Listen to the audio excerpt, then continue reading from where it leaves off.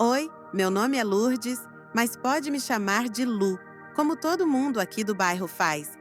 Eu tenho 55 anos, sou mãe, vó, mulher de fé e, acima de tudo, uma sobrevivente da vida, sabe?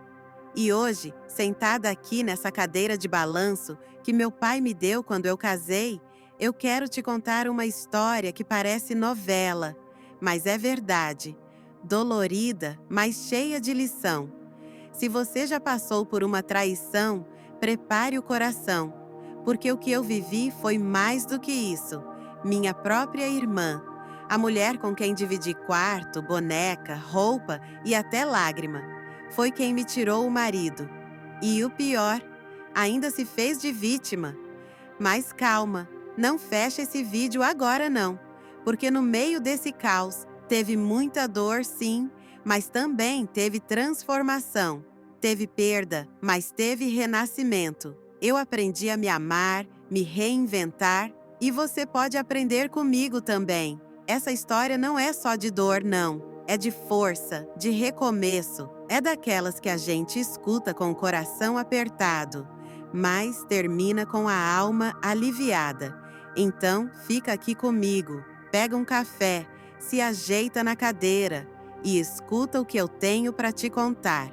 Porque se tem uma coisa que a vida me ensinou, é que a gente não escolhe quem vai nos ferir, mas a gente escolhe o que vai fazer com as cicatrizes. E essa aqui virou força.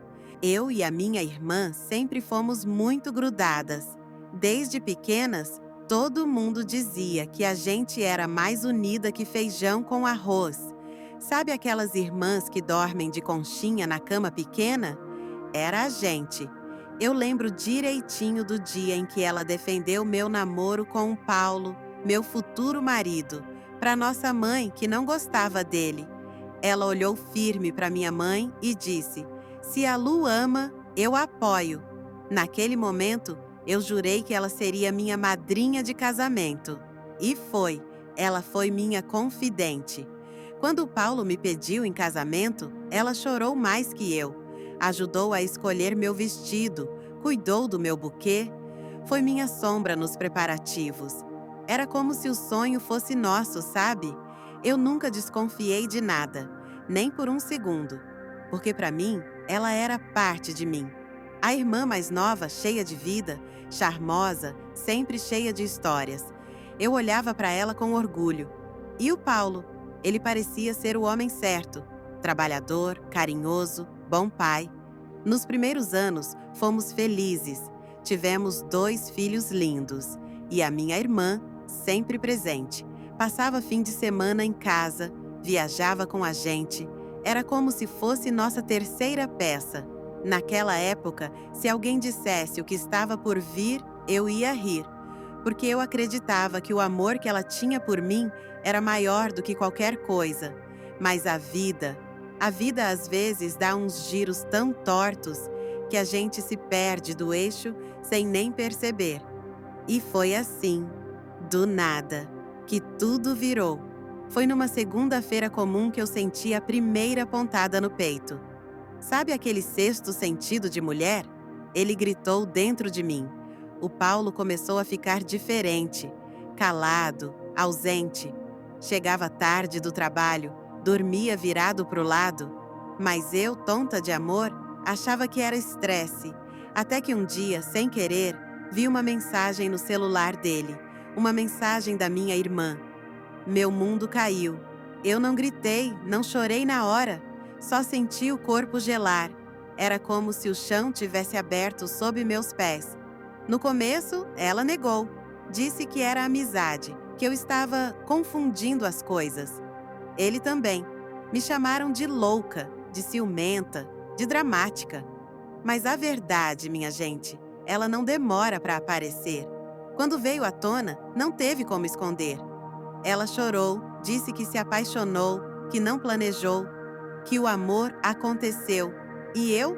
Eu fui chamada de egoísta por não entender. Perdi o marido e perdi a irmã. E, o que doeu mais, perdi a confiança em mim mesma. Passei noites chorando no banheiro, escondida dos meus filhos. Me perguntava onde foi que eu errei, o que me faltou. Teve dia que eu não quis levantar da cama. Teve dia que eu desejei desaparecer. Mas foi ali, no fundo do poço, que Deus começou a me puxar de volta. Porque quando tudo cai, a gente precisa se reconstruir do zero. E eu comecei aos poucos. O ponto de virada da minha vida não veio de uma conversa bonita, nem de um pedido de desculpas. Veio do silêncio, do vazio. Depois de tudo, eu me vi sozinha com 2 filhos e um coração em pedaços. Eles seguiram juntos, felizes, como se nada tivesse acontecido. E eu precisei me encontrar de novo. Foi numa tarde chuvosa, lavando a louça com as mãos tremendo, que eu ouvi uma pregação no rádio. Um pastor dizia: "Você não é o que te fizeram, você é o que Deus sonhou para você." Aquilo me quebrou. Ali eu chorei como nunca. Mas foi diferente. Foi um choro de libertação. Foi quando eu decidi parar de me perguntar por quê e comecei a perguntar para quê. Procurei ajuda, fui para terapia, voltei a estudar, comecei a fazer bolos para vender e me redescobri. Aos poucos, fui virando outra mulher, mais forte, mais firme. Comecei a me olhar no espelho com mais carinho. Não foi fácil, não. Teve recaída, teve dor, mas eu entendi que mudar não é esquecer, é aceitar. E aí, minha filha, aí eu vi que o que parecia ser o fim era só o começo de uma Lu nova, de verdade. Hoje, sentada aqui nessa cadeira de balanço, olhando para o meu jardim florido, eu posso dizer: eu venci. Não foi uma vitória barulhenta, não teve aplauso nem troféu, mas teve paz. Eu consegui criar meus filhos com dignidade. Ensinei para eles que perdão não é esquecer, é se libertar. Eles cresceram vendo uma mãe firme, mesmo nos dias fracos. E sabe o mais bonito? Eu voltei a sorrir de verdade, voltei a me amar, me cuidar, me priorizar. Conheci pessoas novas, fiz amizades sinceras. E hoje vivo uma fase tão leve que parece recompensa. O Paulo, ele até tentou voltar, anos depois, mas eu já era outra. E a minha irmã? Bem, ela ainda tenta se fazer de vítima, mas eu não carrego mais essa culpa.